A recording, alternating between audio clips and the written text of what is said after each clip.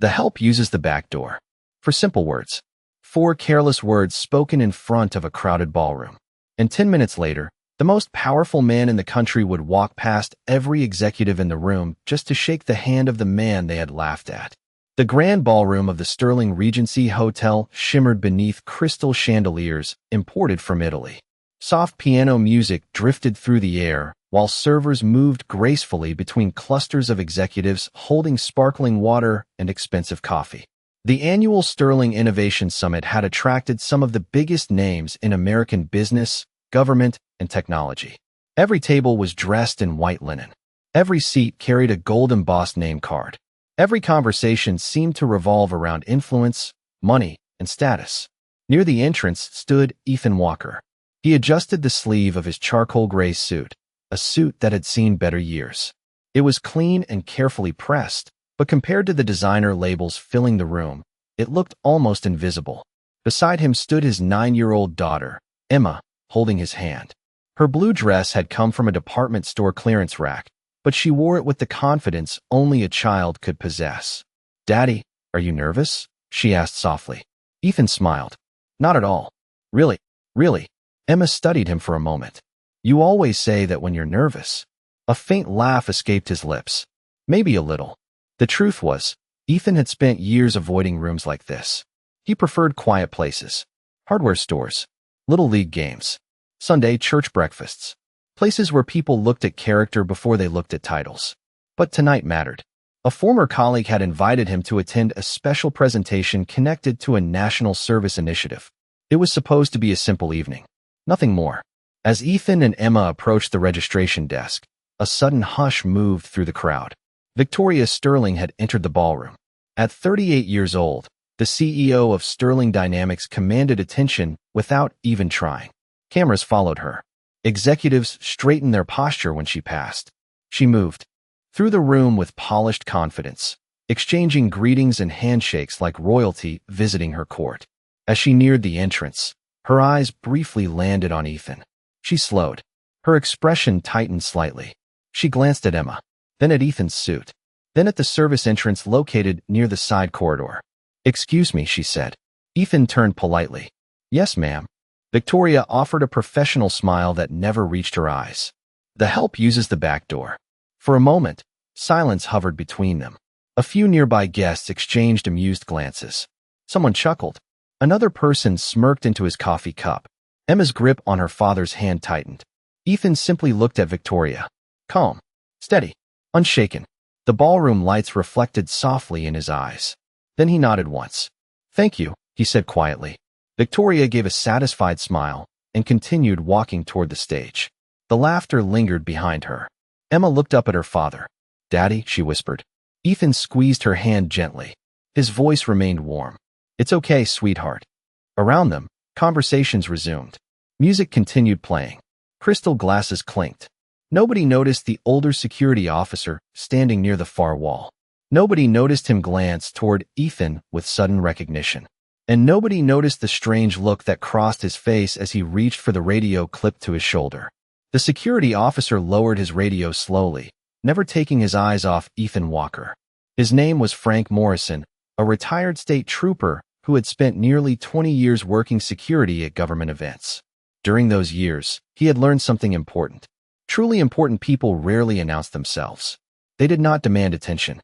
They carried themselves with a quiet confidence that could not be purchased or performed. And there was something about Ethan that felt familiar. Across the ballroom, Emma glanced toward the registration table. "Daddy, are we supposed to sit somewhere?" Ethan checked the invitation folded neatly inside his jacket pocket. "Table 24. Emma smiled. "That sounds important." Ethan laughed softly. "It sounds very far away from the stage." Together they walked deeper into the ballroom. Conversations flowed around them like a river. Executives discussed mergers. Politicians exchanged introductions. Investors compared market forecasts. Yet Ethan seemed oddly separate from it all. Not uncomfortable. Not intimidated. Simply uninterested in competing for attention. As they reached table 24 near the back of the room, a young event coordinator approached holding a digital tablet. She looked barely 25. Her name tag read Hannah Collins. "Excuse me, sir," she said politely. May I see your invitation again? Ethan handed it to her. She scanned the code. Her expression changed immediately. Oh, Ethan smiled. Problem? Hannah hesitated. No, sir. It is just unusual. Unusual how? This guest designation is not normally assigned to public attendees. Ethan nodded as though he already knew. Everything all right? Emma asked. Hannah forced a smile. Everything is perfect. She handed the invitation back and quickly walked away. Emma tilted her head. What was that about? Ethan pulled out her chair. I have no idea. The answer was honest. Several minutes later, lights dimmed slightly as event staff prepared for the evening program. A large American flag appeared on the digital screen behind the stage. The audience settled into their seats. Crystal glasses stopped clinking. Conversations faded. Victoria Sterling emerged from backstage wearing a confident smile. Applause erupted throughout the ballroom. She waved gracefully before taking her place near the podium. To most people in the room, she looked unstoppable. Her company had grown into one of the most influential defense technology firms in the country. Tonight was supposed to be another victory, another headline, another achievement added to a long list of achievements. Yet near the back of the ballroom, Ethan seemed entirely unaffected by the excitement surrounding her. Emma leaned closer. Everybody really likes her. Ethan followed her gaze toward the stage. She has worked very hard. Do you like her? Ethan paused. Then he smiled gently. I do not know her. Emma considered that answer carefully. Mom used to say you should never decide who someone is on their worst day. Ethan felt a small ache in his chest. Even after 4 years, hearing references to his late wife still carried a quiet weight. Your mother was very wise, he said. Emma smiled proudly. The lights dimmed further. Music swelled through hidden speakers. Suddenly Frank Morrison appeared near their table. He stopped beside Ethan and lowered his voice. Sir, may I ask you something? Ethan looked up. Of course. Frank studied him carefully.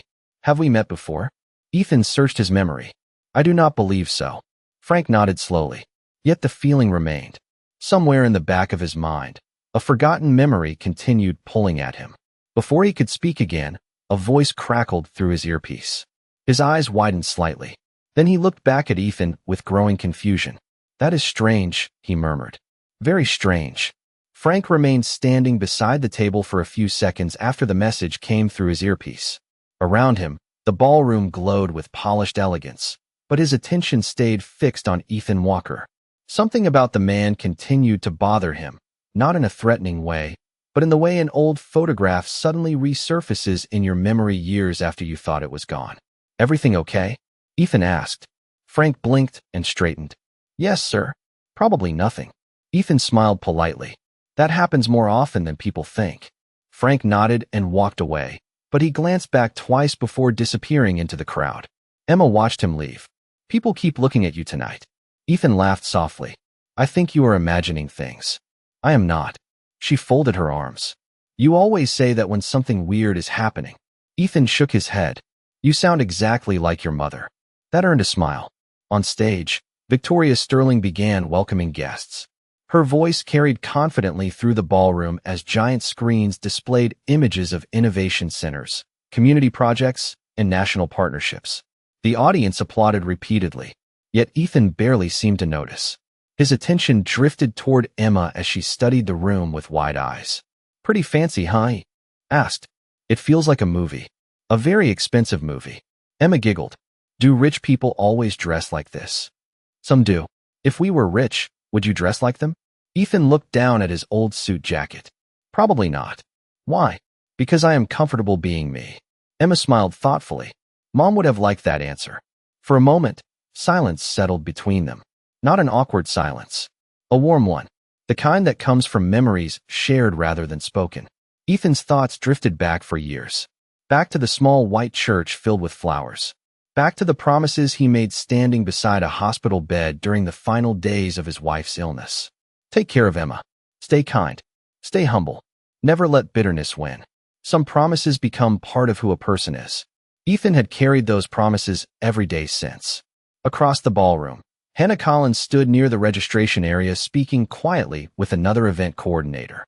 Both glanced repeatedly toward Ethan's table. That is him, the other coordinator asked. Hannah nodded. That is what the system says. No way. I checked twice. Then why is he sitting back there? Hannah looked toward the stage. I have absolutely no idea. Near the entrance, Frank Morrison approached a man wearing a dark suit and a government security badge. They exchanged a few quiet words. The badge holder immediately looked toward Ethan. Then his expression changed. You are certain? Frank asked. The man nodded once. 100%. Frank stared across the ballroom again.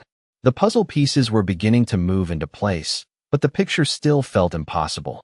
Meanwhile, Ethan remained completely unaware of the growing attention surrounding him. He simply reached into his jacket pocket and pulled out a folded photograph. Emma recognized it immediately. Mom. Ethan nodded. The picture showed all three of them at a county fair years earlier. Sunlight, cotton candy, smiles, ordinary happiness. Ethan looked at it for only a moment before carefully returning it to his pocket. Then the ballroom lights dimmed further. A voice came over the speakers.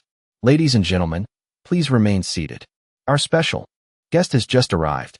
And suddenly every head in the room turned toward the main entrance. The ballroom rose to its feet almost as one. Chairs slid backward across polished floors. Conversations disappeared instantly. Every camera turned toward the entrance. Every executive straightened their jacket. Every politician adjusted their posture. The arrival everyone had been waiting for had finally come. A pair of Secret Service agents entered first, moving with calm professionalism. Behind them came several senior officials. Then, at last, President Richard Hayes stepped into the ballroom. Applause erupted like a wave rolling across the room. Victoria Sterling's smile widened immediately. This was her moment. For months, her company had worked alongside federal agencies on several high-profile initiatives. Tonight was supposed to be a celebration of those partnerships. A celebration of progress. A celebration of leadership. She stood near the front row, perfectly positioned for photographs. The giant screens behind the stage displayed the presidential seal as patriotic music played softly through the speakers. Emma's eyes grew wide. Daddy, that is really him. Ethan smiled. Looks like it. You do not sound excited. I am excited. You sound like you are talking about the weather. Ethan laughed quietly. Maybe I am just getting old. Emma rolled her eyes. 42 is not old. Thank you for your confidence. Meanwhile, Victoria moved closer to the aisle. Several board members joined her. Some were already rehearsing introductions in their heads. Others adjusted their ties and jackets one final time. Nobody wanted to waste an opportunity to make a strong impression. President Hayes greeted several guests along the way. He shook hands, smiled, exchanged brief words. Yet something seemed different. His attention drifted repeatedly beyond the front rows, beyond the cameras, beyond the VIP tables, as if he were searching for something or someone. Frank Morrison noticed it immediately. So did Hannah Collins. Both exchanged a puzzled look from opposite sides of the ballroom. The president's chief of staff leaned toward him and quietly pointed toward the stage. President Hayes nodded politely, but continued scanning the room. Victoria noticed it too. Her confidence remained intact, but a flicker of uncertainty crossed her face. The president was supposed to join her near the podium for photographs before the presentation. Instead, he appeared distracted. Maybe he is tired, one executive whispered. Another nodded. Long day. Yet the explanation did not feel right. The president suddenly stopped walking. The ballroom grew quieter. He looked toward the front row, then toward the center tables, then farther back, much farther back. His eyes narrowed slightly. The crowd followed his gaze. Cameras turned. Heads turned. Even Victoria turned. Near table 24, Ethan sat calmly beside Emma, completely unaware that hundreds of people were now looking in his direction. Emma noticed first. Daddy. Ethan looked up from his water glass. What? People are staring. Ethan glanced around. Several guests immediately looked away. That is strange, he admitted. Then President Hayes smiled. Not the formal smile reserved for public appearances. Not the practiced smile used for speeches. This smile was different. Genuine. Personal. Familiar. He took a step away from the stage. Then another. The chief of staff looked confused. Secret Service agents exchanged quick glances. Victoria's smile slowly faded. Because instead of walking toward the podium, the president had begun walking directly toward the back of the ballroom. And with every step he took, the room became quieter. The silence spread through the ballroom one table at a time.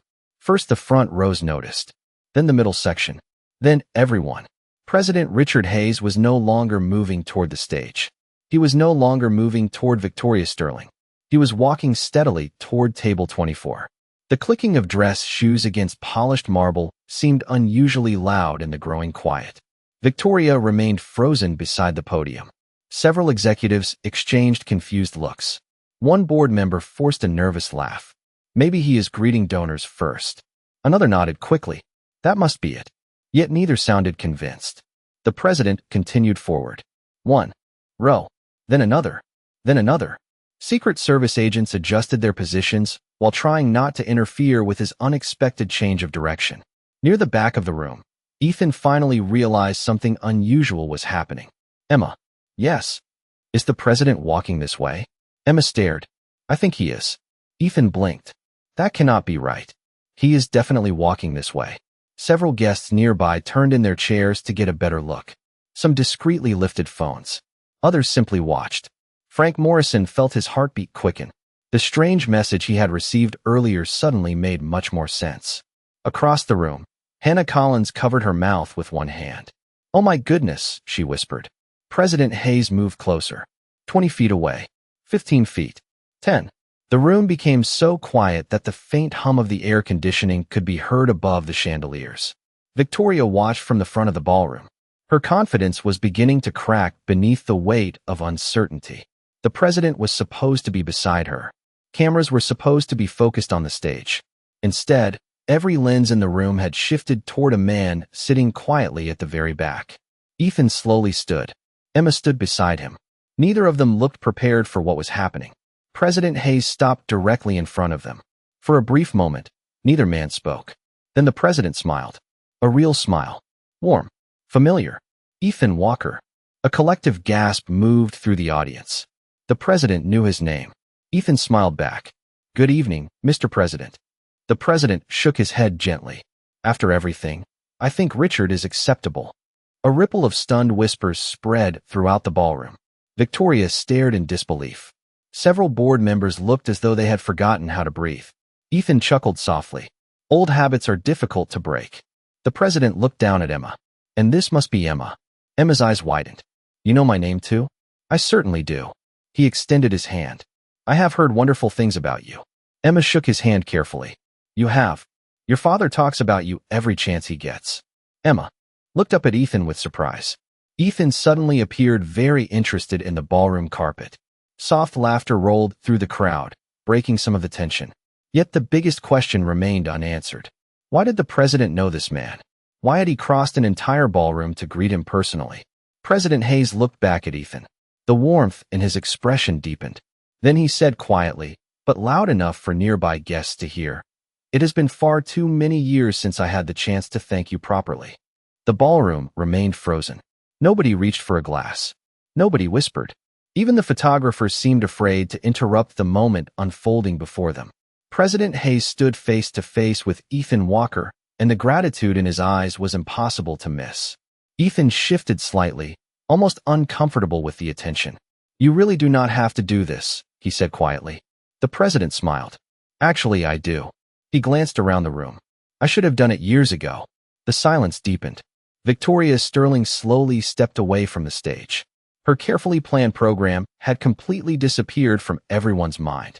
Across the ballroom, executives who had spent decades building reputations now looked like spectators watching a story they did not understand. Emma looked from her father to the president. Thank him for what? She asked softly. The question seemed to hang in the air. President Hayes knelt slightly so he could meet her eyes. That is a fair question. He looked back toward Ethan. May I? Ethan hesitated. For a moment, he seemed ready to say no. Then he looked at Emma and gave a small nod. If you think it matters. The president stood again. It matters. He turned toward the audience. 20 years ago, before politics, before campaigns, before any of this, I was a young governor attending a disaster recovery conference in Colorado. Several guests leaned forward. Cameras began recording again. A severe winter storm hit the region unexpectedly. Airports closed. Roads disappeared under snow. Hundreds of people were stranded. The room listened carefully. Most people only remember the officials who gave interviews afterward.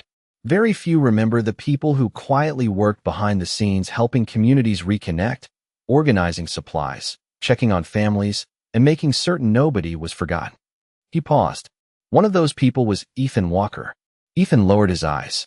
Emma stared at her father. "You never told me that." "There was not much to tell," Ethan replied. The president laughed softly. That is exactly what he said back then. A few smiles appeared throughout the ballroom. President Hayes continued. While everyone else was focused on recognition, Ethan focused on people. Elderly residents. Families. Children. Anyone who needed help. He never asked for cameras. Never asked for credit. Never asked for anything. Victoria felt a knot tightening in her chest. Earlier that evening, she had judged this man in less than 3 seconds. Now the President of the United States was describing him as someone whose character had left a lasting impression 2 decades later. Years passed. The President continued. Our careers went in different directions. But I never forgot him. He looked directly at Ethan. Because truly decent people are rare. The ballroom was completely silent now. Not the silence of embarrassment. Not the silence of confusion. Something different. Something closer to respect. Emma slipped her hand into her father's. "You helped all those people?" Ethan smiled gently. "A lot of people helped. But you were one of them." Ethan looked down at her. "Yes." For the first time all evening, Emma's eyes filled with a pride she could not hide. And standing near the stage, Victoria Sterling suddenly realized that the story was only beginning. The president glanced around the ballroom and slowly shook his head as though remembering something that still amazed him after all these years. "There is one part of the story I never tell during speeches," he said, "because most people would not believe it. Every eye remained fixed on him. Even the servers standing along the walls had stopped moving." President Hayes looked toward Ethan. "You remember the community center outside Boulder?"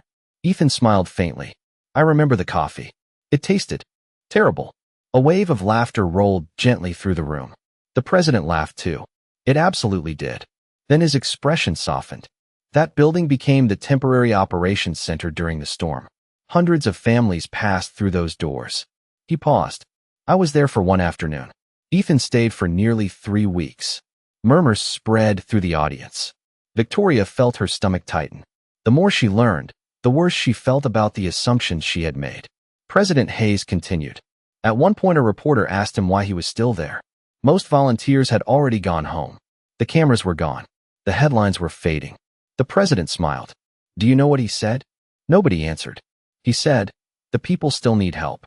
Why would I leave before they do?" The ballroom fell silent once again. Ethan looked uncomfortable hearing his own words repeated. "That sounds better than I remember it," he said quietly. "It sounded exactly like that," the president replied. Then he turned toward the audience. "Years later, when I entered public service at the national level, I met thousands of impressive people.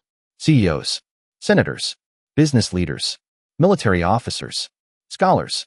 But every so often I would think about that volunteer from Colorado." He looked directly at Ethan. "Because character is easier to recognize than greatness. And character lasts longer." Emma squeezed her father's hand.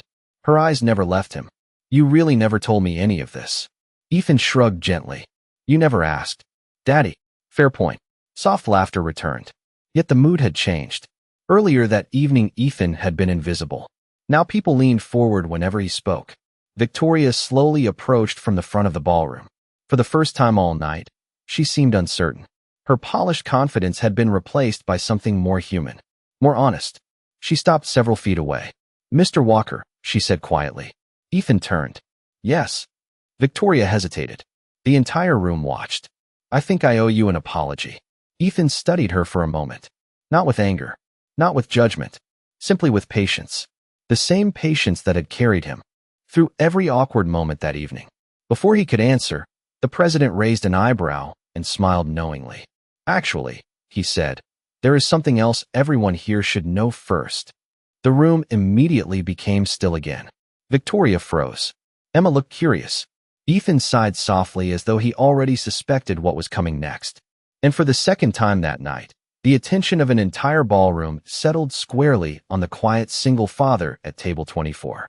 The president looked around the ballroom one more time before speaking. "Most people know Ethan Walker as a volunteer, a father, a neighbor, or a friend," he said. "What very few people know is that he has spent the last decade quietly helping shape one of the most successful community support programs in the country." Confused whispers spread across the room. Victoria frowned slightly. Several executives exchanged puzzled looks. President Hayes continued. 10 years ago, a pilot program was launched to help struggling families reconnect with employment, housing assistance, childcare resources, and educational opportunities. The program eventually expanded into multiple states. He smiled toward Ethan. The original framework came from him. The room fell silent again. Emma's eyes widened. Wait, you built a national program? Ethan rubbed the back of his neck. Not exactly. Daddy, a lot of people helped. The president laughed. There it is again. More laughter drifted through the ballroom. Every time someone tries to give him credit, he immediately gives it away. Then his expression became thoughtful. The truth is that Ethan never wanted recognition.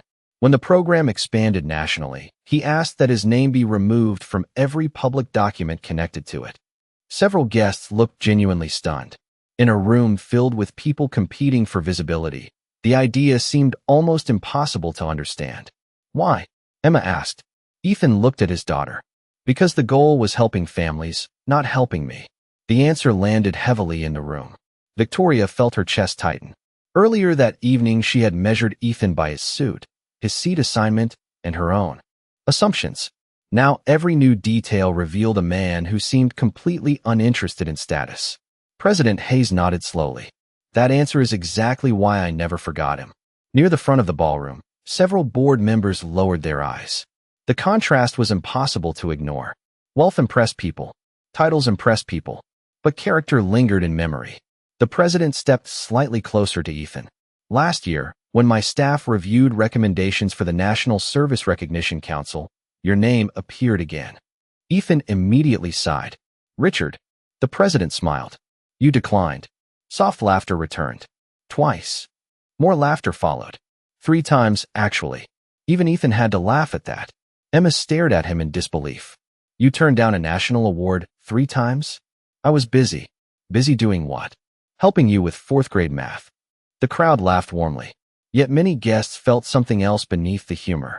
Respect. Real respect. Victoria finally stepped forward again. Her voice was quieter now.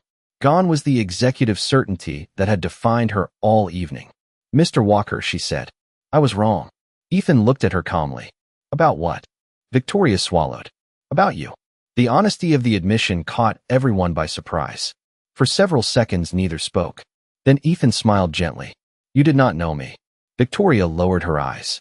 I should have treated you better anyway. The ballroom became completely still. Because in that moment, the most powerful lesson of the evening had nothing to do with business, politics, or success. It had everything to do with dignity. And for the first time since arriving at the hotel, Victoria Sterling truly understood the difference. For a long moment, nobody spoke. The ballroom that had been filled with ambition, schedules, presentations, and carefully planned speeches now felt strangely different. Smaller somehow. Quieter. More honest. Victoria Sterling stood facing Ethan Walker, waiting for a response she knew he was not obligated to give. Ethan looked at her with the same calm expression he had carried all evening. Then he smiled. Thank you for saying that. Victoria blinked. That is all. Ethan shrugged gently. People make mistakes. Even ones like mine. Especially ones like yours. A few soft laughs drifted through the room. The tension eased. Not because anyone forgot what had happened, but because Ethan refused to turn the moment into a victory over someone else. President Hayes nodded knowingly. That right there, he said, looking around the ballroom, is exactly why I came over here tonight. He turned toward the audience. You see, accomplishments are easy to measure. Revenue, awards, elections, titles. Those things fit neatly into reports and headlines. He paused. Character does not. The room listened carefully. Character shows itself when nobody is watching. Character shows itself when there is no reward. Character shows itself when a person has every right to be angry, but chooses grace instead. The silence that followed felt almost sacred. Emma looked up at her father. Mom used to say something like that. Ethan smiled softly. She did. She said the strongest people are usually the kindest. Ethan nodded. She was right. President Hayes glanced toward the stage and then back to the audience. I believe tonight's program can wait a few more minutes. Laughter rolled through the ballroom. Even Victoria smiled. Before we continue, the president said. "I would like everyone here to do something for me." Curious faces turned toward him. "Stand." For a second, nobody moved. Then chairs began sliding backward. One by one, hundreds of guests rose to their feet. Executives, investors, politicians, staff members, security personnel, everyone. Ethan immediately looked uncomfortable. "Richard," the president ignored him. "There are people who spend their lives trying to be noticed," he said. "And there are people who spend their lives making a difference whether anyone notices or not." He placed a hand on Ethan's shoulder. "Tonight we honor one of those people." The applause started slowly. Then it grew, and grew, and grew. The sound filled every corner of the ballroom beneath the crystal chandeliers. Yet the moment that mattered most was not the applause. It was Emma, standing beside her father with tears shining in her eyes and pride written across her face. Because for the first time she was seeing herself through the eyes of the world. Not as the daughter of an ordinary man, but as the daughter of a man whose quiet dignity had earned the respect of everyone in the room. Ethan looked at the crowd, then down at Emma. "Ready to go home after this?" he asked. Emma laughed through her tears. "Only if we get ice cream." "That sounds expensive." "You can afford it." Ethan smiled. "You might be right." And as the applause continued around them, Victoria Sterling watched the father and daughter share a simple laugh. In that moment, she finally understood something no boardroom had ever taught her. Status can open doors. Wealth can fill rooms. Power can command attention. But respect is earned by character. And true character never needs to announce itself.